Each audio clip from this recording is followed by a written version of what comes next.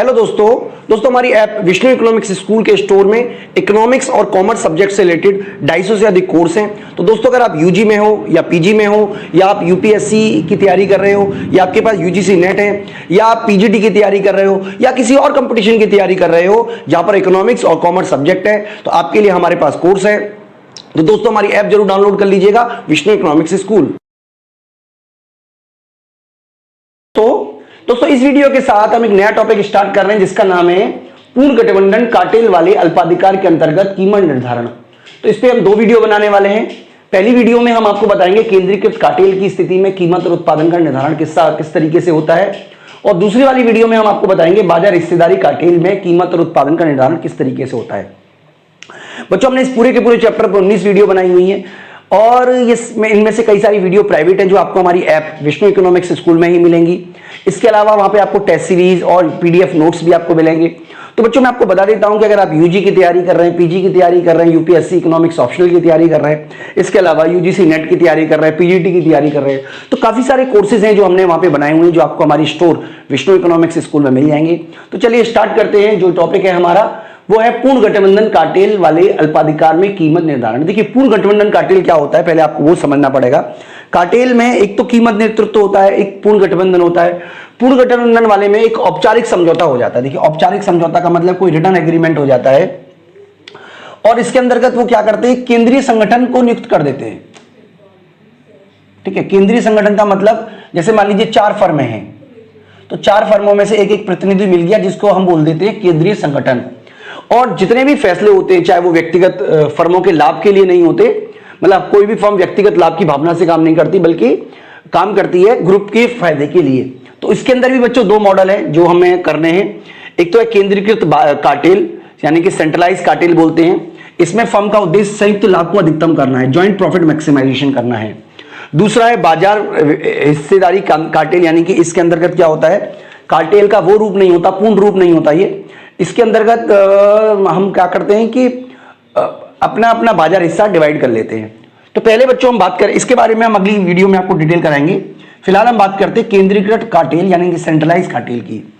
Cartel के इस रूप के अंतर्गत कीमत, उत्पादन, वितरण तथा लाभ के बंटवारे का निर्णय एक केंद्रीय संगठन लेता है। यानी कि सबसे पहले आपको यह समझना है कि इसके अंतर्गत एक केंद्रीय संगठन बना लिया जाता है, एक ग्रुप बना लिया जाता है और वो ग्रुप ही फैसला करता है कि कीमत कितनी रखी जाएगी, उत्पादन कितना रखा जाएगा, वितरण कितना कितना किया जाएगा और लाभ का बंटवारा किस तरीके से होगा। यानी कि ये जरूरी नहीं है कि इस स्थिति में एक फर्म अगर ज्यादा लाभ कमा रही है तो उसको भी ज्यादा लाभ ही मिले। ऐसा भी पॉसिबल है कि वो लाभ ज्यादा कमा रही हो लेकिन उसको हिस्सेदारी कम मिले।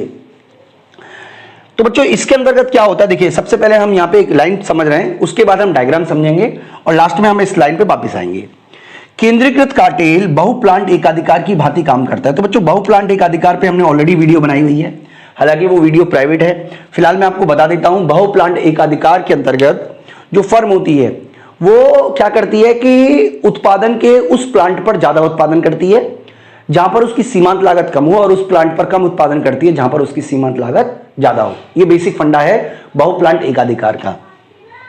तो केंद्रीकृत कार्टेल में फर्म बहुप्लांट एकाधिकार की भांति काम करती है, यानी कि वो ये मान लेती है कि उसके यही जो फर्म है, मतलब फर्म ए और फर्म बी, उसके लिए एक प्लांट है, ये मान लीजिए उद्योग हो गया, उसके लिए प्लांट है।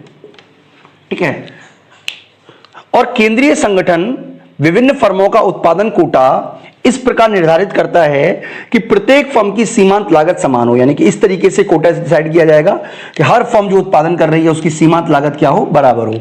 कीमत तथा मात्रा का निर्धारण केंद्रीय अधिकारी संयुक्त लागत दशाओं और मांग के आधार पर करता है। यानी कि जो कितना उत्पादन किया जाएगा, कितनी कीमत रखी जाएगी, ये डिपेंड करता है दोनों फर्मों की एवरेज कॉस्ट कह सकते हैं, सम ऑफ मार्जिनल कॉस्ट कितनी आ रही है और मांग की दशाएं कितनी है।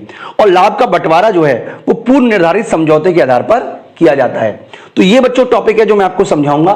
सबसे पहले मैं आपको डायग्राम के थ्रू समझा देता हूं। देखिए सबसे पहले आप ये समझ लीजिए कि ये उद्योग में एआर और एमआर है। उद्योग का एआर है और ये उद्योग का एमआर है। ठीक है, यानी कि ये जो मांग है, उद्योग को मांग की दशाओं के बारे में जानकारी हमने ये पहले मान लिया था। तो यहां पर बच्चों सबसे पहली मान्यताएं भी हम समझ लेते हैं। 2 फर्में हैं, हम ए और बी फर्म मान के चल रहे हैं, समरूप वस्तु का उत्पादन कर रहे हैं। यानी कि जैसी वस्तु ए बना रहा है वैसी वस्तु बी बना रहा है। फर्म के उद्योग का मांग वक्र ज्ञात है, जैसा कि हमने यहां पे बता दिया। दोनों फर्मों का लागत ढांचा भिन्न है, यानी कि एक फर्म ऊंची लागत पर उत्पादन कर रही है, दूसरी फर्म नीची लागत पर उत्पादन कर रही है। केंद्रीय अधिकारी सारे नेस्ले ने लेता है। तो देखिए मैं यहां पे बता देता हूं, यहां पे लिख देता हूं, उद्योग का संतुलन की शर्त क्या है, MC बराबर sigma, sorry MR sigma MC, यानी कि दोनों MC को जोड़ देंगे तो इसको हम MCT बोल देते हैं, ठीक है। संतुलन तब होगा उद्योग का संतुलन, और दूसरा MCT MR को नीचे से काटे, ठीक है। तो हम एक बार इसको ऐसे करके बना लेते हैं डायग्राम। मान लीजिए ये MCT का है। इस स्थिति में जो कुल उत्पादन है, मान लीजिए ये डिसाइड हो गया उत्पादन, जो कि मान लीजिए 200 इकाई है, ठीक है। ये कीमत डिसाइड हो गई जो कि मान लीजिए 100 रुपए है, इसको हम A बोल देते हैं, ठीक है। तो संतुलन किस बिंदु पर हुआ, संतुलन मान लीजिए E पर हुआ।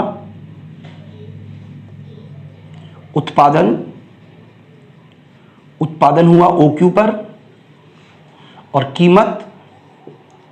कीमत चार्ज की जाएगी OP, जिसको कि आप AQ भी कह सकते हो।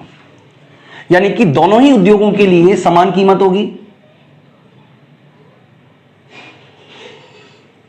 कीमत समान होगी, ठीक है जी। यानी कि सभी फर्में समान कीमत पर वस्तु बेचेंगी। तो ये तो क्लियर हो गया कि भाई समान कीमत पे वस्तु बेचेंगी। अब उत्पादन कितना कितना करेंगी ये भी हमें डिसाइड करना है। तो देखिए ये डिसाइड करेगा लागत की दशाओं पे। हम ये मान लेते हैं कि ये एक फर्म है जिसमें ऊंची लागतें हैं, ऊंची लागतें हैं, ये फर्म है जिसमें नीची लागतें हैं। तो कीमत किसने डिसाइड की, ऊंची लागतों वालों ने, नीची लागतों वालों ने। तो मैं आपको बता देता हूं, इसमें ना तो कीमत ने ऊंची लागत ने डिसाइड की, ना नीची लागतों ने डिसाइड की, बल्कि जो डिसाइड करने का काम है वो संयुक्त रूप से केंद्रीय अधिकारियों द्वारा किया गया है इस डायग्राम के अकॉर्डिंग। अब मान लीजिए इसमें लागत की दशाएं ऊंची हैं, तो ये हम एक डायग्राम बना लेते हैं। मैं थोड़ा पेन चेंज कर लेता हूं मार्कर, जिससे कि आपको थोड़ा डायग्राम अट्रैक्टिव लगे, ठीक है जी। मैं इससे बना लेता हूं। हाँ, तो मान लीजिए कि ये हमारी है MC जो कि ऊंची लागत है, यह मान लीजिए हमारी MC है जो कि नीची लागतों की वजह से है, ठीक है। और ये हमारा है AC, और ये हमारा है AC, ठीक है। तो ये बात आपको बिल्कुल क्लियर हो जानी चाहिए। अब हमें क्योंकि लागत की दशाएं पता है, हमने AC MC का डायग्राम बना लिया। अब उत्पादन कैसे डिसाइड होगा, उत्पादन का वितरण, उत्पादन का वितरण यानी कि कितना कितना उत्पादन करेगी। उत्पादन कितना का वितरण के लिए क्या शर्त है कि जो MC फर्म A की है और जो मार्जिनल कॉस्ट फर्म B की है और जो उद्योग की मार्जिनल कॉस्ट है वो बराबर बराबर होनी चाहिए। तो इसके लिए हम एक डायग्राम बना लेते हैं इस तरीके से, ठीक है। यानी कि इस केस में जो हमारी मार्जिनल कॉस्ट है वो बराबर बराबर है। हालांकि हम इसमें AR/MR बना नहीं सकते क्योंकि जो भी उद्योग जो भी डिसाइड करेगा वो उद्योग डिसाइड करेगा, फर्म डिसाइड कर ही नहीं सकती। लेकिन फिर भी हम समझ सकते हैं कि ये एक संतुलन बिंदु हो गया, क्योंकि इस स्थिति में तीनों ही फर्मों की जो MR है वो बराबर बराबर है। आप देख भी पा रहे होंगे सभी फर्मों की जो MR है ये बराबर बराबर है। इसको थोड़ा AC को थोड़ा ऊपर से ले लेते हैं, ये ज्यादा ही नीचे हो गया है,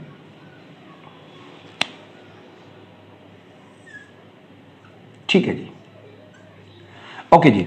अब आप देखिए इस स्थिति में जो संतुलन है इसको मैं बोल देता हूं EA।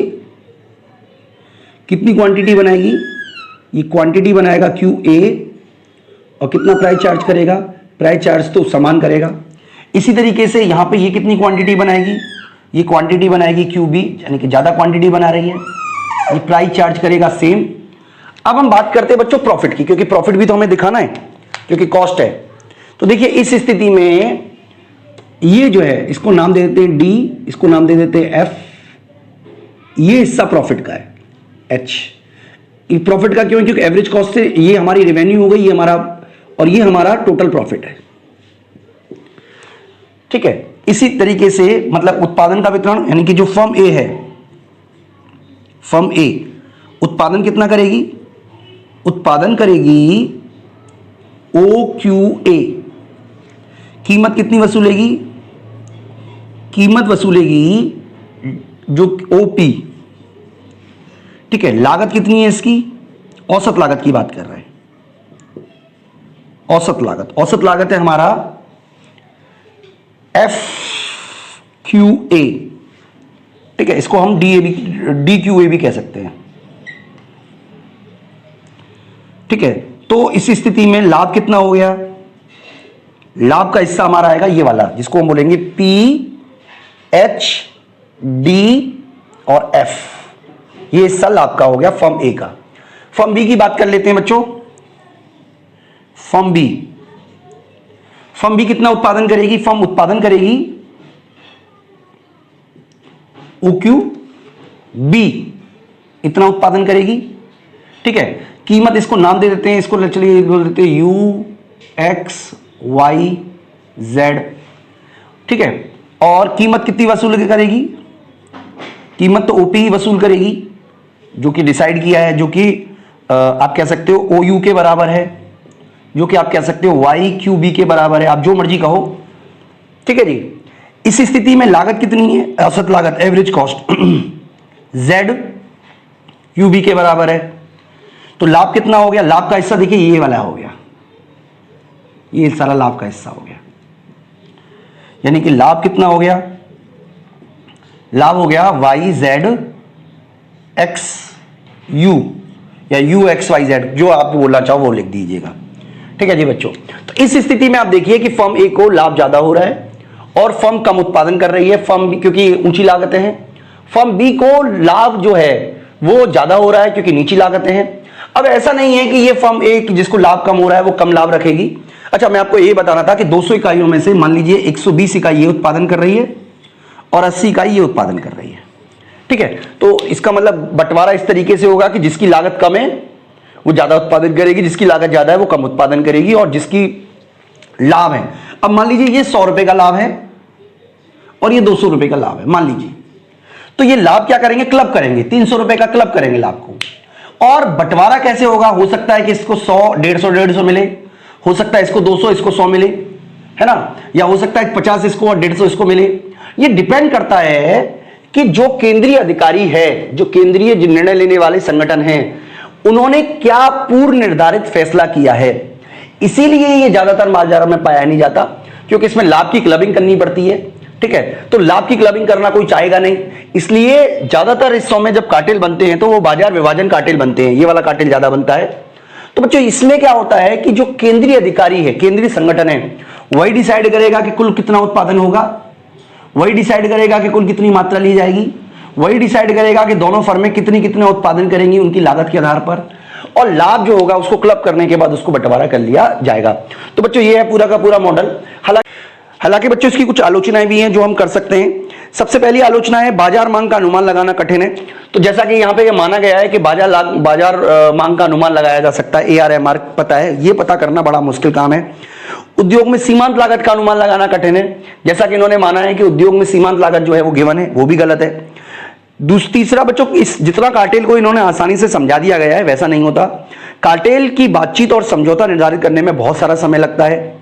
इसके अलावा हमेशा ये डर बना रहता है कि नई फर्में उद्योग में बनी आए, मतलब कम आ जाएं, और जो कार्टेल है वो खत्म हो जाए, जैसा कि ओपेक के साथ हुआ। क्योंकि बहुत सारे तेल बनाने वाले नए देश भी बाजार में आ गए जो ओपेक का हिस्सा नहीं थे, जो जितना चाहे उत्पादन कर सकते हैं। इसके अलावा कई देशों में कार्टेल के खिलाफ एक नियम है कि कोई भी संगठन कार्टेल नहीं क्रिएट कर सकता, क्योंकि कार्टेल एक तरीके से एकाधिकारी का काम करता है, और हम ऑलरेडी पढ़ चुके हैं कि एकाधिकारी सामाजिक कल्याण में हानि लाता है। तो बच्चों मैं उम्मीद करता हूं कि ये पूरा का पूरा कंसेप्ट समझ में आ गया होगा। आप ऐप जरूर डाउनलोड कर लीजिएगा, और वहां पर आपको कई सारे कोर्स मिलेंगे। इस वीडियो को अगर आपको अच्छी लगी हो तो वीडियो को लाइक जरूर कीजिए, चैनल को सब्सक्राइब कर जरूर कीजिएगा। इस वीडियो में बच्चों इतना ही। Thank you.